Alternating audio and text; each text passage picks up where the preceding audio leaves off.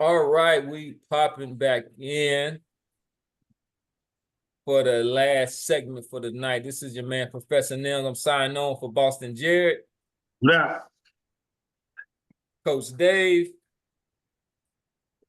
We are Sands, the casual Rand, and if you hear that in the background, that's just my dog lapping up the water. So I don't know if y'all can hear that, but Nah, we can't hear it. okay, good. So we make up the pundits pugilism.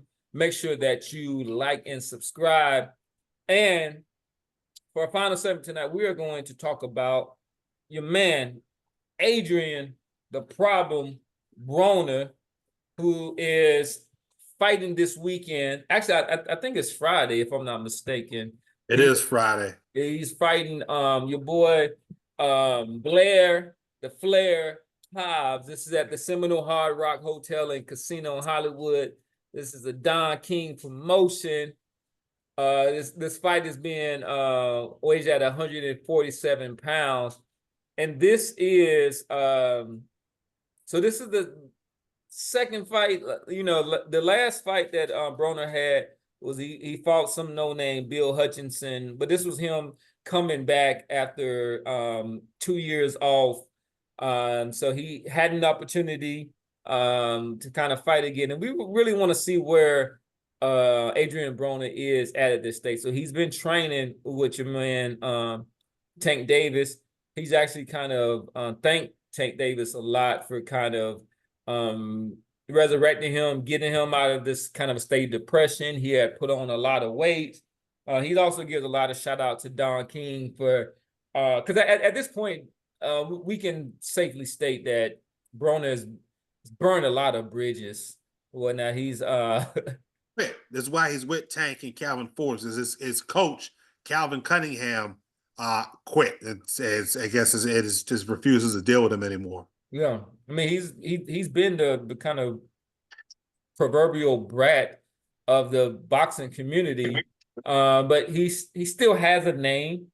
This fight is a pay-per-view fight on Fight TV, fight as in FITE, at a special reduced price at $39.99. So we'll kind of see what those numbers look like, but we're gonna weigh in with our boxing predictions. We're gonna give our pundit picks for this fight and kind of talk about how we see this fight going and if we see Adrian Broner being able to continue on at this time. So Boston Jared, what say you?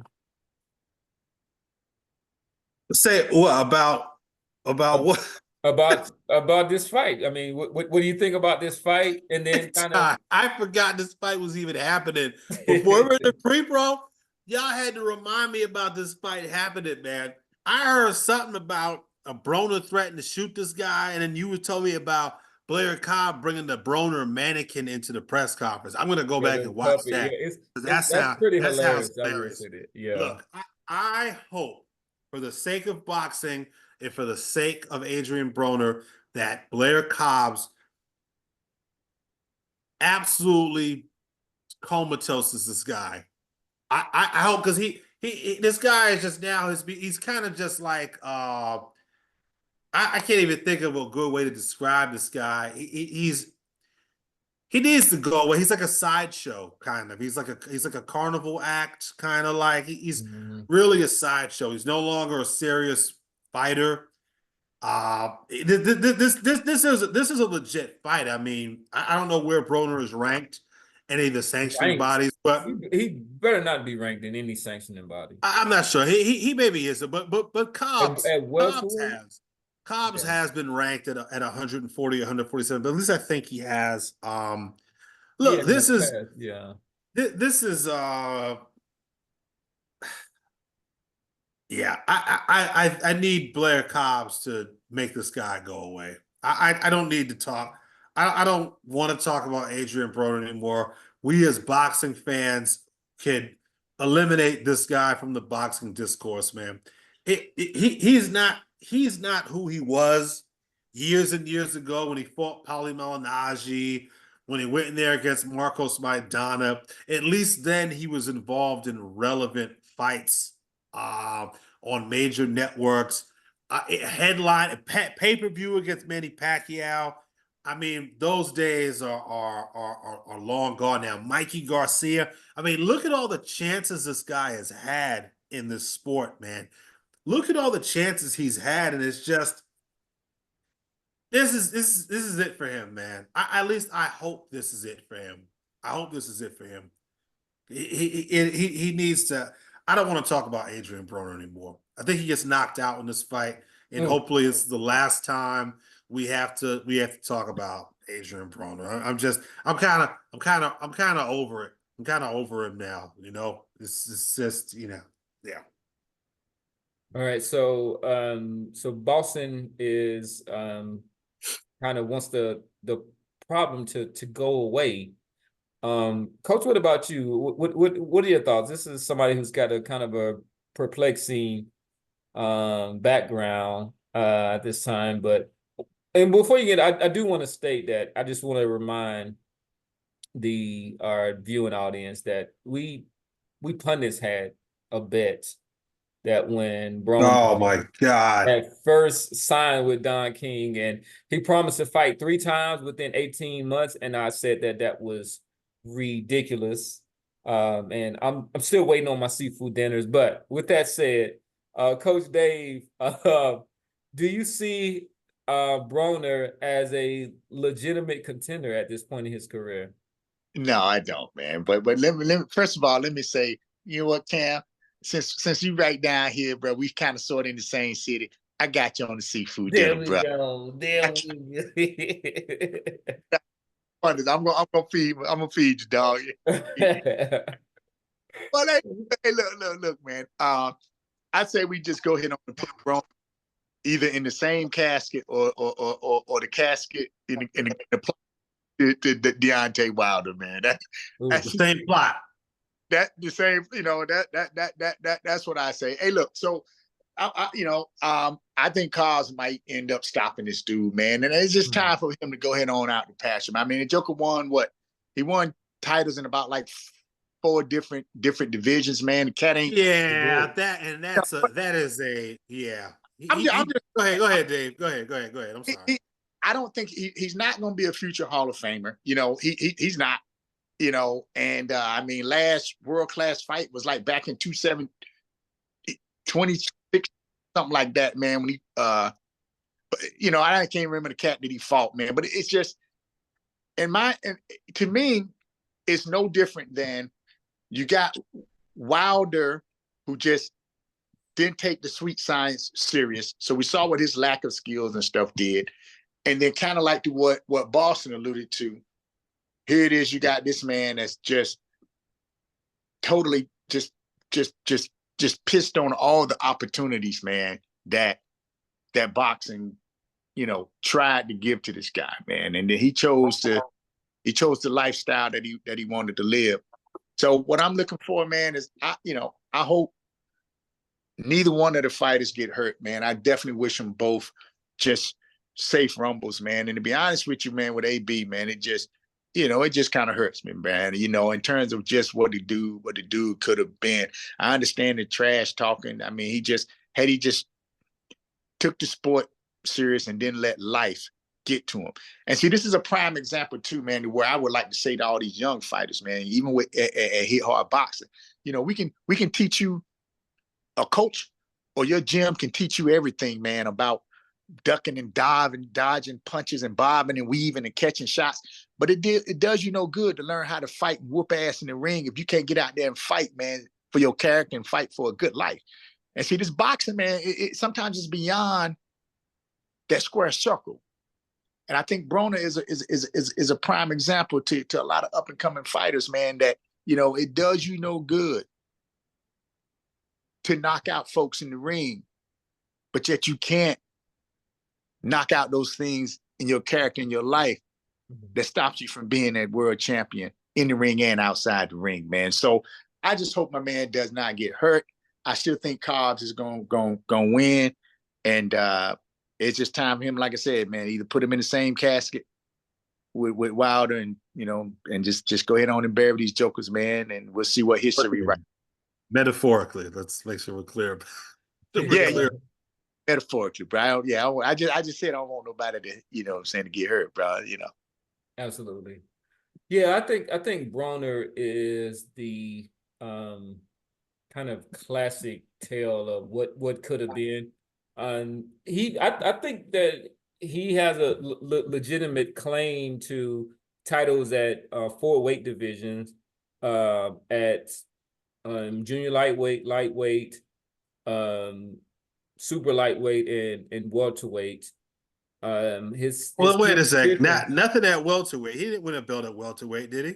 he I beat thought he won. Paulie Malignaggi. Paulie I was the thought that was champion. 140 pound. Oh, Jesus Christ! You're right. He Nah, did nah, fucking. he did. He Yeah, did beat. because that's actually And how he that's how beat Marcus the. McDonough got his first title, was actually by beating Broner. That's how he first became world champion, is actually by beating Adrian Broner. And he beat this guy Habib Alahurdayev in So I 2015 for the WBA. Sorry, go ahead, Yeah, no, Gales. but I think that to me, I think that his prime was right around, and this was a long time ago, but this was right around 2012, 2013. Because I thought when he fought Antonio DeMarco, I thought that this was somebody who was not as talented as Adrian Broner, but who was gonna be there, who had heart, who had a Mexican chin, and then Broner was able to really take this dude apart. Then He after that did. He beat the fight, shit out of DeMarco. he Yeah. did, and then he smashed Gavin Reese out there, and then I think that so from there he did the Sugar Shane jump from lightweight to welterweight. This is when, and he fought Paulie Malignaggi, which was a good matchup, but he had no business staying at that weight division. When he fought Marcus McDonough, he weighed in at 144 pounds. Yeah, because he skipped, right? Didn't he skip a weight class to Yeah, go he fight? skipped that weight. He went to welterweight and then went back to 140, which he still could have made easily because the guy's only 5'6". But I think that it was this was somebody who a lot of fighters, we see that they want to have all of the kind of antics and controversy of Mayweather outside the ring, but do none of the things that he does when he gets in the ring. And Mayweather, whatever what you say, this guy never missed weight. Right. Broner missed. Well, Well, no, he did against Marquez. He let did me against say that. Marquez. Let me stop. You're right about that. Let me stop. He Because did we have against to be honest about the mark. Even though this was a catch weight fight, he didn't make that weight, but he never lost his belt on the scale, which Yeah, he Broner did. did twice. Adrian Broner did twice. And then at a point, I think that he let less talented people beat him. I remember a long time ago, it was I think it was the Ring magazine, but it was one of those boxing journals, and when I had read about Adrian Broner, and they were describing him, this young kid from Cincinnati, and they were talking about these up and coming fighters and stuff. And I remember reading about him. They were comparing his style to Floyd Mayweather's, who Mistake. he had Gross. he had certain wrinkles, but he was never had a style near Floyd Mayweather. One thing, he never had the legs and movement Absolutely not. as a Floyd Mayweather. He was pretty much a stationary fighter who just used that shell, but he didn't have the legs of a Mayweather. But I just think that this was somebody who I also probably had the wrong people around him at this time. He never really had anybody that was gonna tell him that you are effing up. He fucked over a lot of money. They ever told Jay-Z to go fuck himself, right? Told Jay-Z there was I forget what he told Jay-Z. Now he laughed at like a $30 million contract and stuff like that.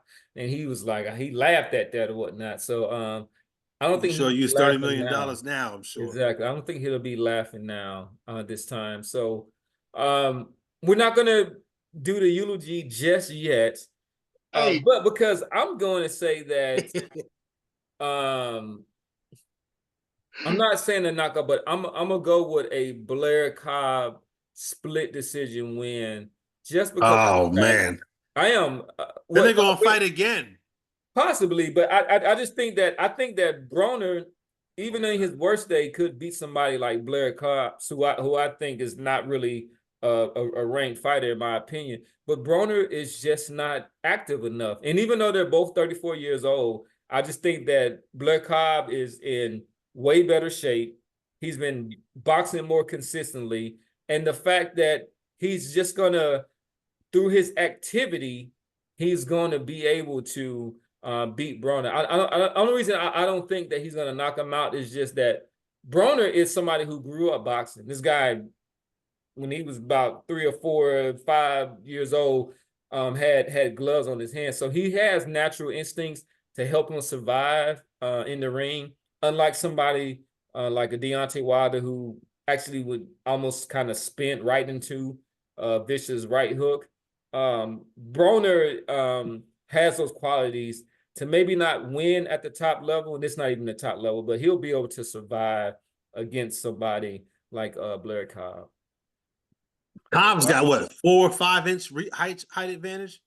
Cobb is listed at 5'11", so he's got about a 5-inch there. But I don't say this about a lot of boxing. He just kind of garbage to me. I'm gonna just have to. This is like 2 different fragrances of garbage here. Good comeback fight or whatever for Broner, man. I think Broner gonna have a hard time. But look, you said it ain't the, so I get it. But I think what Broner gonna be remembered by is that daggone mouth. We Yes. That joker done had, boy, we done had some laughs more so over that joker's mouth than we have, I think, that joker's bouts, man. That joker, hey, I'm the can man. You know what I'm saying? Anybody can get. That's it. That joker when he fought Polly Marjane, I left with belt and I left with his girl. Why you got girl? Yeah. The athletic bastard was my favorite. Athletic bastard, Africa Bombada. And what about the press conference when that joker said, hey, it's like, you want some cheese on your burger. Yeah. He won't be missed. I won't miss him. Guys, I gotta run, man. I gotta get this dog out the house. I gotta come back and cook dinner. Hey, look, man, we appreciate y'all rocking with us, man. Professor Nels, I'm signing off for your man, Boston Jared. Peace. Coach Dave. And we out.